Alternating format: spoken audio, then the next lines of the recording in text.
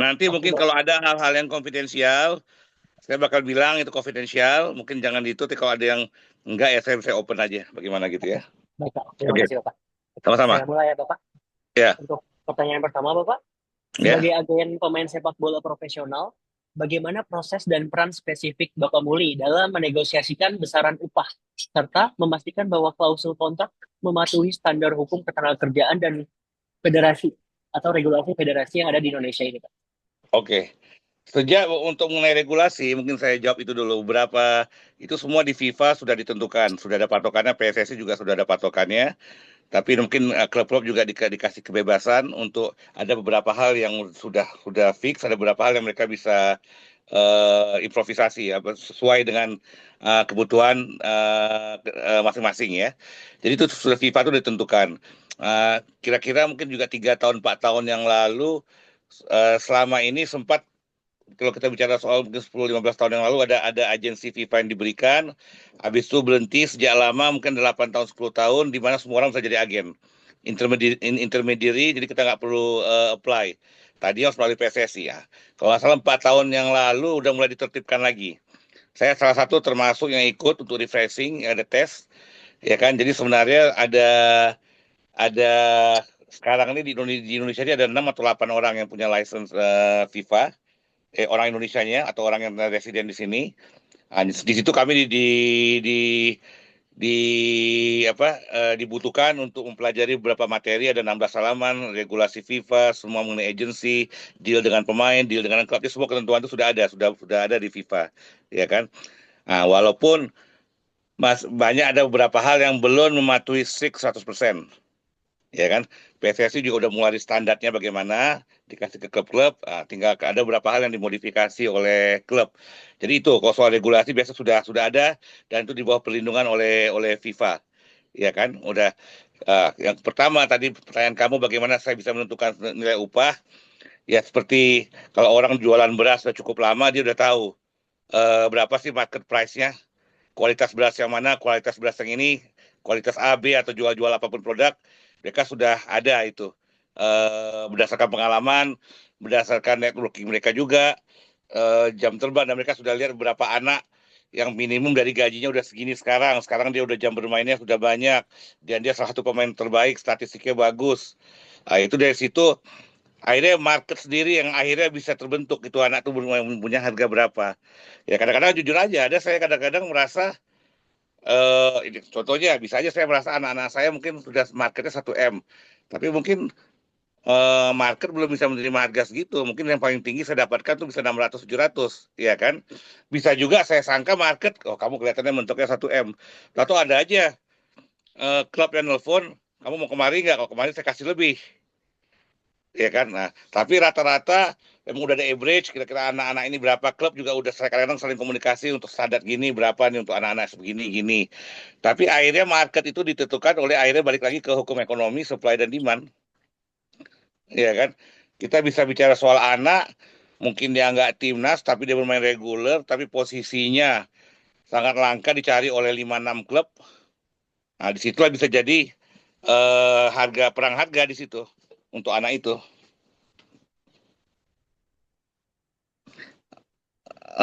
Ini mute ya, ada mute ya, mute, nggak kedengaran suaranya. Saya nggak kedengaran suara Gavin, Gabriel. Apa mute mungkin? Gabriel bisa dengar suara saya? Saya nggak bisa dengar suara Gabriel.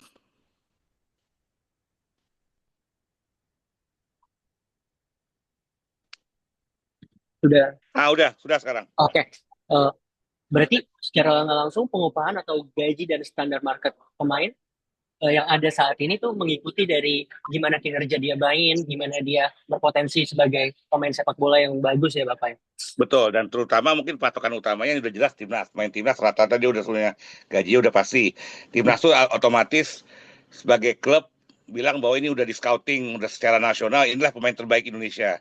Nah, Walaupun belum tentu tepat juga, tapi rata-rata sudah memberikan gambaran lah, kira-kira ini pemain terbaik, ya kan? oke. Oke, Pak. Mungkin aku lanjutkan pertanyaan kedua, Bapak. Ya, Berdasarkan pengamatan Bapak Mumi nih di industri sepak bola Indonesia, Seberapa sering sih Pak terjadi kasus one prestasi terkait pembayaran upah oleh klub dan faktor sistematika apa yang menurut Bapak menjadi akar masalahnya Pak?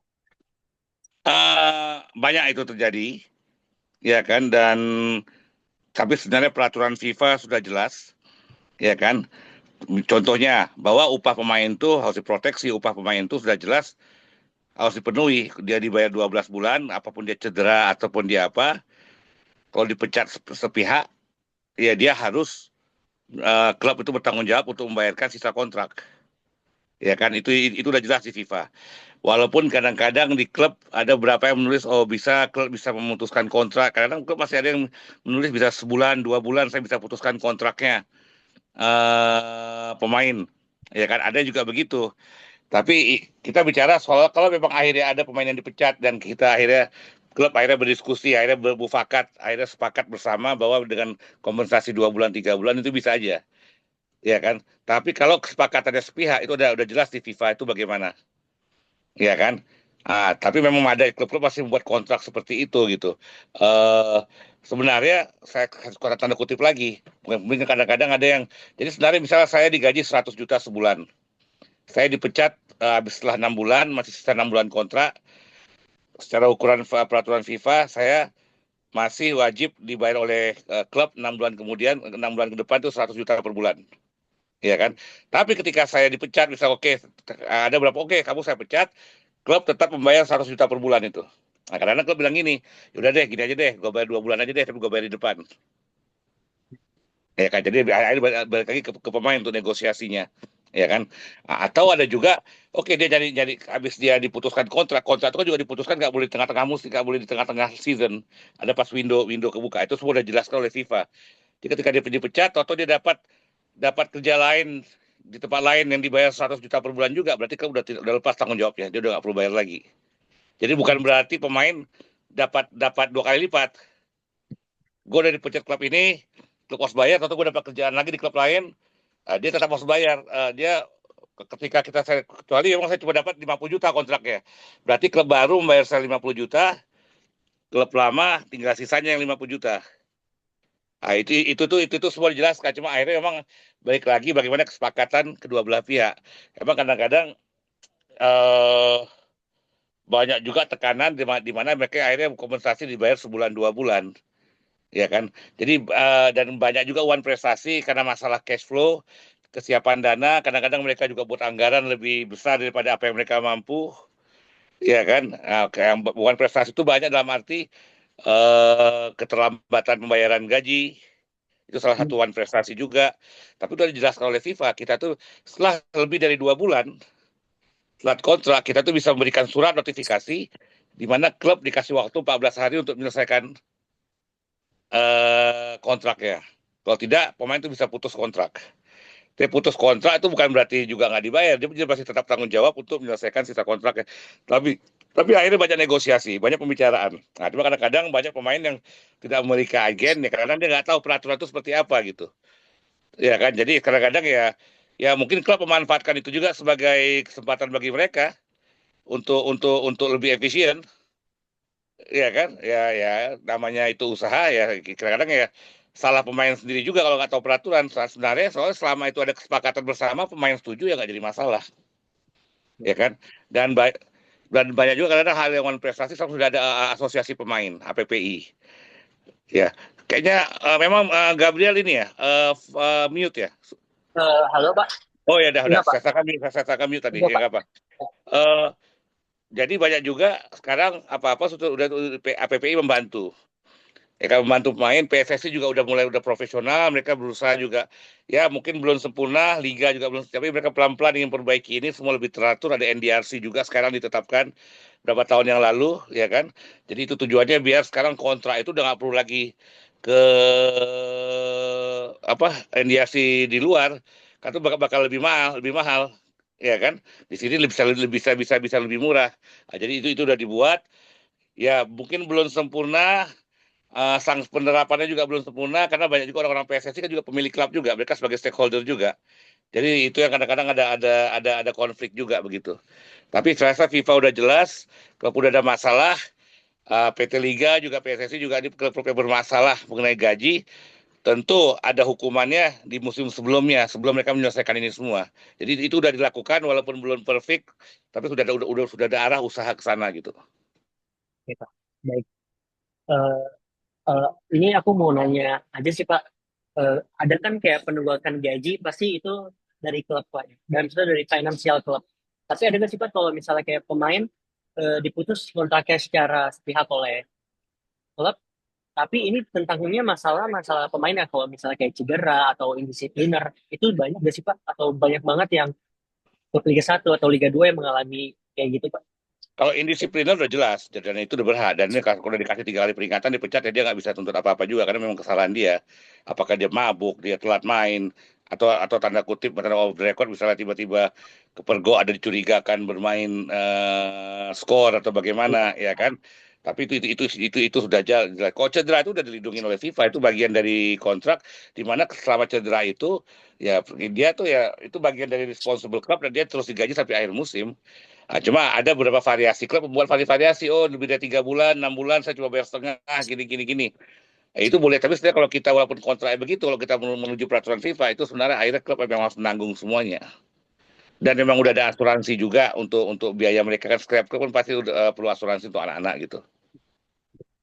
Aku nanya lagi, eh, tindakan hukum yang biasa diambil oleh pihak Bapak atau pihak agensi jika pemain yang di Bapak naungi ini atau MSG mengalami penunggakan gaji atau pemutusan kontrak sepihak sebelum masa berlakunya habis. Jadi apa sih Pak yang Bapak harus lakukan, kayak Bapak harus apa nih, ambil tindakan hukumnya ketika Oke. pemain Bapak. Alhamdulillah itu belum pernah terjadi dengan saya dalam arti akhirnya kita menemukan titik untuk negosiasi. Ah, Ya kan untuk negosiasi kita bicara untuk kepentingan kedua belah pihak. Saya juga walaupun mewakili pemain juga saya juga menunjukkan bahwa saya juga fair bagi klub, bagaimana yang fair bagi mereka. Ya kan rata-rata mungkin pemain yang dipecat mungkin akhirnya dapat klub lagi yang lain. Ya kan kalau misalnya akhirnya kadang-kadang oke, kita 6 bulan, oke saya bayar 2 bulan ya kontrak kamu kami pecat. Tapi mungkin saya lihat, oh udah ada klub yang menasih, udah mau dia nih bayar segitu. Ya udah silakan malah kita untung dapat 2 bulan gaji. oh, iya benar Iya sih. kan? Ya karena Iya. bukan kalau memang kita itu kan dia udah berhenti udah dikasih 2 bulan berarti kalaupun dia dapat kerjaan lagi itu bukan urusan klub yang lama. 2 bulannya kita keep, kita dapat gaji baru lagi. Ya kan jadi tergantung negosiasi.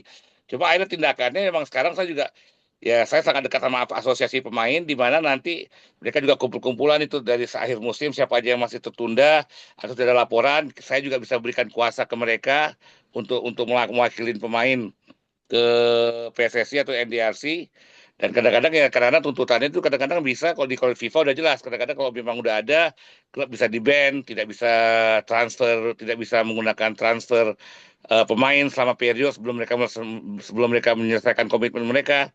Kalau mereka kalah ya misalnya ya, jadi mereka nggak bisa. PSSI juga bisa dalam arti klub kan juga punya subsidi, klub juga punya ada franchise deposit di PSSI. Hal-hal gitu bisa dipotong oleh mereka sebelum regulasi mulai sebelum season mulai musim depan.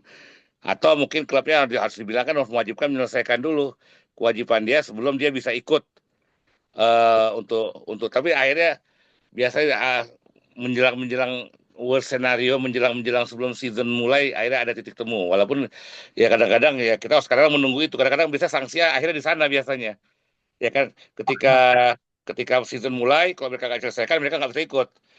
Tapi yang kadang-kadang yang masalah di klub yang degradasi kadang-kadang yang nunggak Oh gitu Pak. ya mereka mereka udah lepas tanggung jawab ya udahlah ngapain tuh daripada gua bayar klubnya juga udah degradasi klubnya juga murah ya Hmm. kan ya banyak ada beberapa hal klub yang akhirnya ya karena apakah itu ada unsur politik dia pakai akhirnya dia udah gak kepilih lagi akhirnya ditinggal aja setengah musim toh dia bakal degradasi udah kelihatan ya kan sampai sekarang ada ya klub-klub yang orang takut beli nama-nama besar yang mereka takut beli kenapa ketika dia beli itu dia klaim bahwa saya punya klub A ini itu udah hutang-hutang ini belakang itu mungkin dari 5 tahun apa 10 tahun yang dari utang-utang hotel utang makanan ya kan belum lagi yang obvious ya gaji ya kan akhirnya di belakang banyak yang akhirnya pemain ya udah pasrah aja lah. Akhirnya hilang karena ya mereka nggak ada perlindungan mereka juga terus sekarang APPI udah mulai dan mereka nggak punya agen kadang-kadang ya kan atau ada juga agen yang kadang-kadang ya udahlah ya mereka ngelihat wah ini gue punya kepentingan lebih besar ke klub Daripada gua pernah sama klub, ya udah pemain gua biarin aja, bisa aja begitu. Iya kan, jadi udah daripada akhirnya pemainnya nggak digaji, cuma udah daripada gua perang sama klub, nanti gua kalau gua perang sama klub, gua nanti nggak dikasih kesempatan. Ya, jadi tapi ya mudah-mudahan hal-hal gitu mulai membaik lah ke depannya.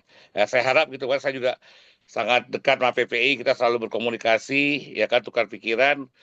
Apalagi sekarang ketua PPI salah satu pemain saya juga Hanif Syabandi, ya kan presidennya kan yang baru kan. Jadi ya saya rasa mereka udah melakukan kerja yang maksimum. Ya mudah-mudahan ke depannya udah hal-hal begini bisa lebih berkurang lah. Dan hal ini bukan hanya terjadi di Indonesia aja. Di Eropa juga banyak, di Itali, di mana Spanyol tuh hal gini. Oke Pak, next questionnya. Tadi kan Bapak bilang dari MSG, puji Tuhan syukurnya nggak ada yang pemain nunggak gaji dan di PHK ya Pak. Tapi Ya, cara Bapak lihat, bagaimana Bapak menilai efektivitas mekanisme penyelesaian sengketa, misalnya kayak NDRC atau Badan Arbitrase, kayak APPI, dalam memulihkan hak-hak finansial pemain yang dilanggar oleh klub. ya. Saya bilang itu ideasi ini kalau nggak salah dikit aja berapa tahun yang lalu itu. Ya, Mbak, itu juga baru bisa dibilang termasuk usia muda, ya kan? eh saya lihat ada beberapa hal yang akhirnya ke NDRC, ada beberapa hal yang sudah diputuskan sepakat bersama di apa? Ada arbitrasi, bukan arbitrasi, ya, ada penengah lah, ada dipertengahkan lah, ya kan? eh saya jujur aja nggak ngikutin case-case yang cuma yang saya kalau saya ada gambaran secara secara general ini dia sini masih muda, mungkin memang belum dijalankan secara maksimal, tapi sudah pelan-pelan sudah mulai membaik lah, sudah. Nah, tinggal bagaimana sekarang ketika MDRC itu memutuskan, nah kadang-kadang yang hukum di Indonesia ini bukan hanya FIFA Indonesia aja nih ya, MDRC. Bagaimana untuk eksekusinya, pelaksanaannya itu yang kadang-kadang yang mungkin agak lambat. Udah diputuskan hukumnya gini-gini. Nah, sekarang bagaimana untuk follow up berikutnya? Ya kan, seberapa segera klub membayar, berapa segera, ya, itu bukan hanya terjadi di NDRC aja, di hukum Indonesia malah ada naik banding, naik ini kan maksudnya ya, itu butuhkan proses. Tapi saya rasa itu suatu awal yang baik. Walaupun saya nggak ngikutin secara langsung day to day-nya NDRC ini siapa aja yang terlibat, berapa case yang udah di solve. Mungkin hal gitu mungkin bisa ditanyakan ke KPPI, dia mungkin lebih lebih detail. Jadi saya nggak mau ngucapin sesuatu yang saya kurang. Tapi saya merasa belum sempurna, tapi udah menuju ke sana lah. Ya kan, pada ada beberapa saya pernah dengar, oh ini kita udah menang, udah kalah, tapi ya kadang-kadang yang masalahnya setelah menang kalah itu ya bagaimana keputusannya, follow up-nya bagaimana, apa istilahnya, setelah diputuskan itu kan selesai ada eksekusi, ada apa istilahnya, ada apa apa termnya ya, ya misalnya kamu diputuskan bersalah kamu harus bayar. Nah, bayarnya kapan ya, hal gitunya itu yang masih masih masih ini kan. Oh, diputuskan bersalah tapi eksekusinya bagaimana, segera itu kapan diselesaikan, nah itu yang masih masih masih masih belum masih sedikit kompleks lah. Jadi NDRC ini setahu saya baru ada tuh 2019-an ya Pak ya. Ya, Jadi masih masih baby, cukup masih baru ya. Belum lagi kepotong COVID, ya kan kita oh berapa iya. tahun ya. Jadi saya masih 3 tahun, 4 tahun tuh masih ya masih belum lagi Kanjuruhan berhenti. Jadi usia ekspektasi mungkin masih 3 tahun, 4 tahunan setahu saya. Dan mungkin tuh hal NDRC itu lebih spesifik saya anjurkan nanti mungkin kalau memang saya panggil Gabriel atau Kevin. Gabriel Pak. Oh, Gabriel, saya tekan Kevin, saya tekan tadi Kevin tadi. Iya. Oke. Mungkin Gabriel bisa, kalau emang Pak Wati nanti hubungin Flo, saya kasih kontaknya di APPI, dia yang udah jelas itu ada berapa case tahun ini NDRC ini yang menang, berapa berapa berapa untuk pemain atau untuk klub yang diputusin dan bagaimana eksekusinya itu nanti bisa bisa dicek ke APPI. Oke, baik. Nanti mungkin saya bisa kontak ke Mas Prod nih. Ya, Oke, mungkin next question ya Pak. Eh, Klausul perlindungan khusus apa Pak yang selalu Bapak upayakan wajib masuk ke dalam draft kontrak pemain guna melindungi pemain dari resiko PHK yang tidak adil akibat alasan mungkin kayak tadi kayak cedera, penurunan performa atau indisipliner Bapak. eh saya bilang ya, saya udah karena saya di bidang ini udah cukup udah bertahun-tahun kan, jadi standar kontrak itu sudah ada, ya kan, mengenai selain selain biasa kalau pemain itu hanya cuma ngelihat berapa lama kontraknya, berapa berapa gajinya, cuma itu yang dilihat dilihat oleh pemain kan.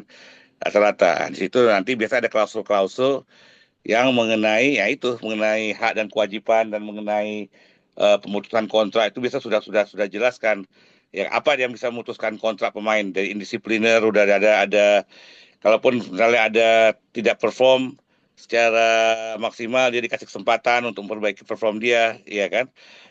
Tapi emang intinya saya lama-lama mungkin dibilang agak bukan dibilang agak manja ya waktu saya bukan tapi saya coba kalau bisa saya terus ulang-ulang kadang-kadang ya itu mereka bisa kadang-kadang mereka improvisasi sendiri. Tapi peraturan FIFA itu udah jelas bahwa hak pemain itu harus dilindungin gaji itu harus cuma yang ada terakhir itu pernah sampai ya memang ada dibilang kalau kamu di klub bisa memutuskan kontrak pemain misalnya dia tidak nggak bisa kadang-kadang ada sampai konyolnya dibuat sampai kalau nggak pemain itu bisa 3 kali kalah berturut-turut klub berhak memecat sampai ada sekonyol itu di kontrak itu ya kan ya saya usahakan yang hal-hal konyol gini jangan sampai ada muncul hal yang nggak masuk akal gini jangan sampai tiba-tiba dituliskan ya kan masa tim kalah 3 kali masa pemain disalahkan bisa bisa dipecat ya kan bukan tanggung jawab dia ada klub yang memasukkan seperti itu kalau saya udah tahu standarnya bagaimana tapi yang saya perlu cek sebenarnya jangan sampai ada hal-hal konyol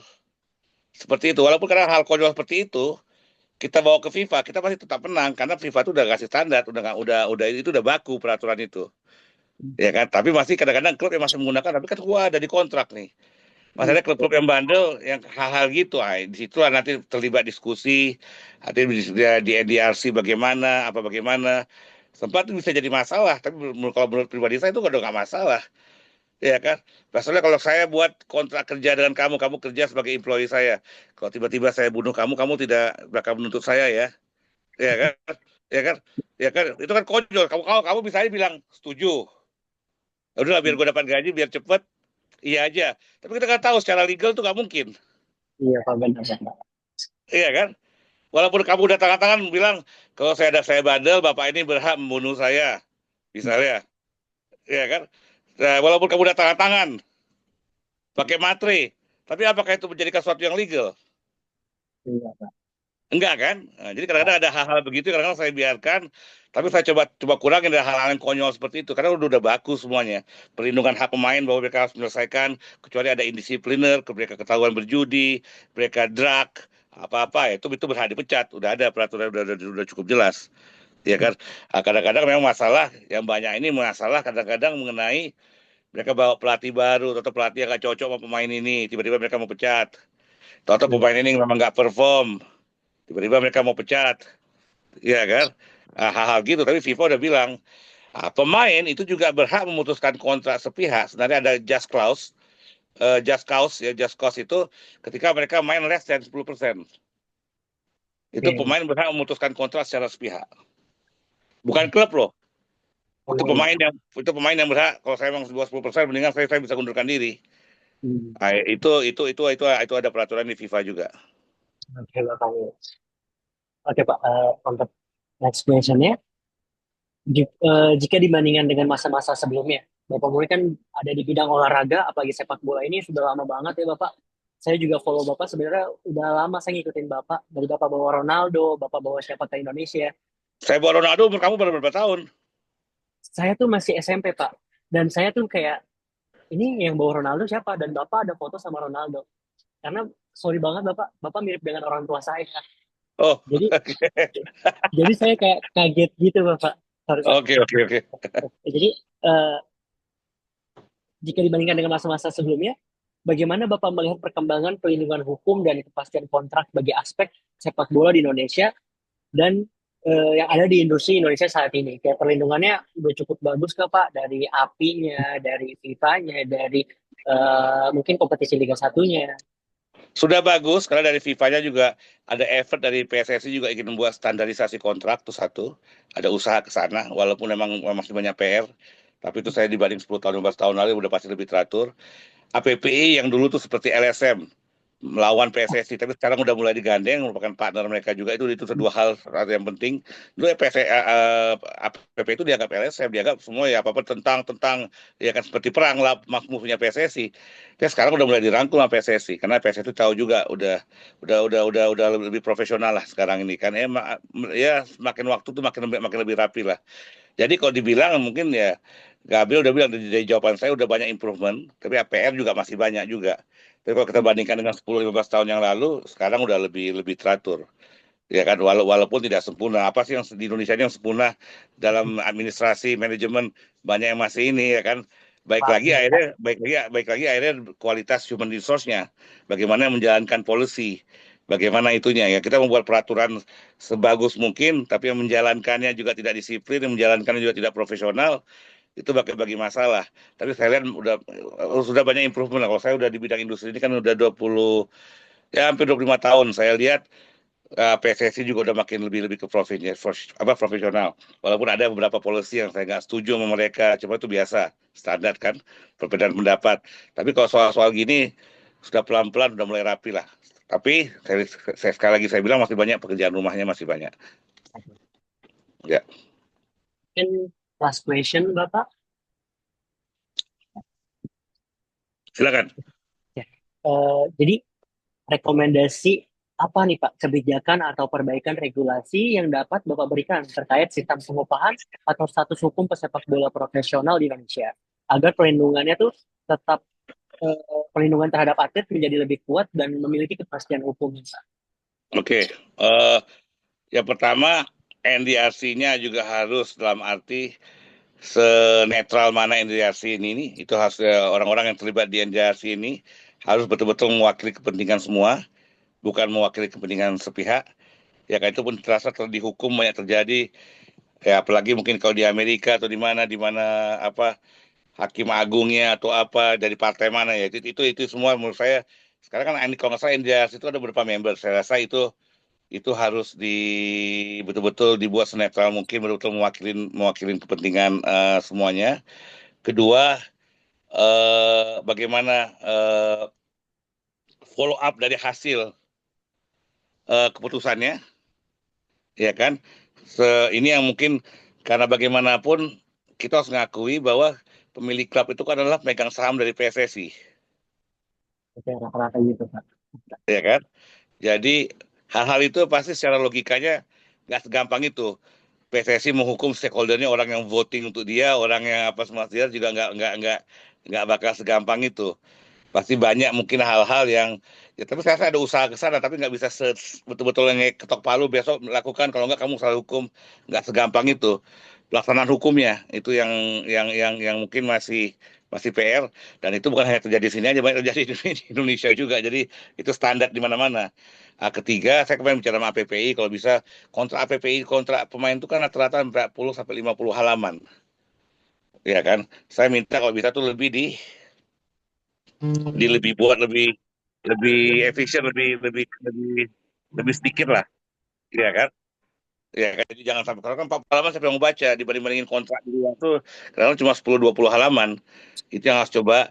Ah, kemarin juga saya singgung sama APPI, saya kebetulan memang baru meeting sama APPI kemarin, baru baru silaturahmi ngobrol, adalah ya itu karena masih banyak di kontrak itu yang klub yang bilang walaupun udah apa peraturan FIFA sudah jelas itu harus diselesaikan kontrak sisa pemain, masih ada klub yang bilang oke cuma sebulan kontrak. Cuma kalau memang diputuskan dipecat secara sepihak, dia cuma hanya berhak bayar satu satu bulan gaji pemain. Dan itu masih banyak rata-rata. Klub-klub besar juga masih banyak gitu-gitu. Sebenarnya untuk apa dibuat itu lagi? Padahal peraturan FIFA itu sudah jelas. Ini yang saya rasa PSSI masih mereka agak berat gitu karena ya mereka tahu itu stakeholder dan mungkin lobby dari pemilik klub juga merasa ini cukup berat, financial burden-nya bagi mereka, jadi mereka minta fleksibilitas. itu itu agak ini yang masih masih walaupun saya secara FIFA saya tahu, walaupun mereka bilang gitu saya tuntut ke FIFA kemana tetap tuh pemain pasti dilindungi oleh FIFA. Cuma hal gitu membuat proses hukumnya ribetnya, orang bisa masih menjadikan itu suatu alasan. Dan bagi saya kan saya tadi bicara sama ini sama PPP, kalau PPI bilang secara legal tenang aja, secara FIFA itu udah nggak mungkin, udah pasti ngelanggar. Tapi akhirnya mentalitas klub masih menganggap itu suatu lobang. Oke. Ya, kalau Eh, kalau emang dia nggak buat, walaupun dia udah tahu pasti ada perlawanan, tapi dia ada lubang, siapa tahu ini kan udah ada 1 bulan 2 bulan. Tapi kalau klub udah fix di mana dia udah punya mentalitas, gua tahu nih kalau gua pecat pemain tanpa alasan yang kuat, tanpa memang tidak ada indisiplin kena apapun itu, gua harus bayar ini kontrak pemain. Itu membuat mereka lebih hati-hati ke depannya sebenarnya, ya kan? Dan tidak mau asal aja ngambil keputusan. Itu efeknya bukan karena walaupun kita tahu FIFA ngelindungin dan tapi di kontrak mereka tetap memutuskan bahwa 1 bulan atau 2 bulan setelah mereka bisa bisa pecat pemain dengan hanya kompensasi segitu, itu kan dengan ada itu kan ada mentalitasnya bakal beda gitu. Mereka masih menganggap ini masih ada lubang yang suatu saat gue bisa pecat ini pemain, iya kan? Walaupun FIFA udah jelas. Nah, itu yang gue lihat walaupun udah berapa lama gitu masih aja dituliskan kata-kata itu walaupun udah jelas di FIFA tuh peraturannya bagaimana.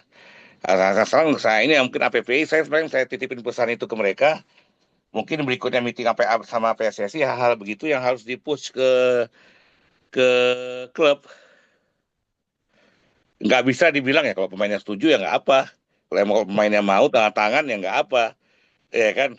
Kadang-kadang gitu, kadang-kadang maaf ya nggak semua pemain yang apalagi nggak punya agen dia nggak baca kontrak itu 40 halaman dia nggak baca. Dia cuma baca halaman depan, dia berapa tahun di kontrak, gajinya berapa, tengah-tengah di terakhir, tengah-tengah itu dia nggak baca gitu.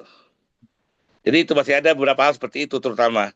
Ya katanya kok soal image right, soal apa, itu juga, tapi itu negosiasi lah, karena mengenai iklan kadang-kadang bahwa pemain juga punya hak pribadi dia. Ada klub yang memang bilang selama iklan tuh harus harus masuk ke klub, ya kan. Tapi itu ya Pak, itu hal gitu memang itu negotiable, ya kan. Memang nggak ada patokannya. Kalau kalau memang pemainnya udah tanda tangan udah oke apa boleh buat. Semua yang dia buat iklan dia harus bagi ke klubnya, ya kan. Tapi kalau soal pemutusan kontrak sepihak itu saya udah jelas di FIFA, udah baku. Seperti maksudnya kayak kita bilang bahwa ya lu kalau dibunuh orang lu ya lu kalau kalau ini udah ada hal pidana yang udah jelas, udah mencopet lu ditangkap, itu apa ditangkap, ya kan. Tapi hal-hal gitu karena masih dibuat klausul bahwa 1 bulan 2 bulan gaji bisa dibayar, itu ada loophole di situ yang mereka mengharap masih bisa. Dan akhirnya mungkin PSS itu tutup mata ya, selama mereka setuju, selama pemain sama ini setuju ya mereka nggak sepakat, mereka nggak ada masalah, ya kan. jadi banyak klub yang memanfaatkan celah ya Pak dalam kontrak-kontrak setiap pemain. Karena setiap pemain berbeda-beda kan Pak. Ada punya agensi, ada yang nggak punya agensi. Tapi selama Bapak ada di MSG nih, punya MSG, banyak nggak Pak kayak kontrak-kontrak pemain eh, yang macem-macem gitu Pak? Beda-beda dari setiap pemain ya Pak. Oh ya ada. Maksud yang tadi saya tuju yang 1 2 bulan tuh saya ada klub yang udah ngerti juga. Tapi mereka masukkan gitu. Ada juga kadang-kadang orang baru yang mungkin udah profesional dia lihat udah lah mul daripada lu bilang oke aja deh. Tapi kita lu tahu kan ini kita nggak mungkin gini. Kalau tanpa alasannya kuat, iya kan. Jadi dia karena udah ada kadang-kadang klub yang bilang ini udah standar kontrak kita udah nggak bisa diubah, ya kan. Jadi tapi kadang-kadang ada orang-orang yang bekerja sana juga merasa bahwa ini memang ada sesuatu yang dia ngerti apa yang kita minta, cuma ya udahlah tenang aja, lu tahu kan lu nggak mungkin juga nih ya, anak kalau dipecat nggak bisa seenak-enak juga, klub klub juga ngerti gitu, ngerti nggak. Karena ada satu banyak, kalau kita bicara soal 10 15 tahun yang lalu malah ada klub yang bilang kalau ada masalah-masalah dengan ini kita nggak boleh ngadu ke PSSI, kita nggak boleh ngadu ke FIFA. Bagi saya ini udah default kontraknya sebenarnya. Tapi itu saya temukan mungkin udah 15 20 tahun yang lalu lah ya. Masih ada klub yang punya kontrak seperti itu, ya kan? Yang menurut saya yang aneh, salah satu yang aneh saya bilang, masa pemain bisa dipecat kalau timnya kalah 3 kali berturut-turut? Ya kayak menurut saya itu nggak ada hubungan. Pemainnya kalah, dia bisa ngegolin perform tiap hari, yang ngegolin, ya kan, tapi klubnya kalah.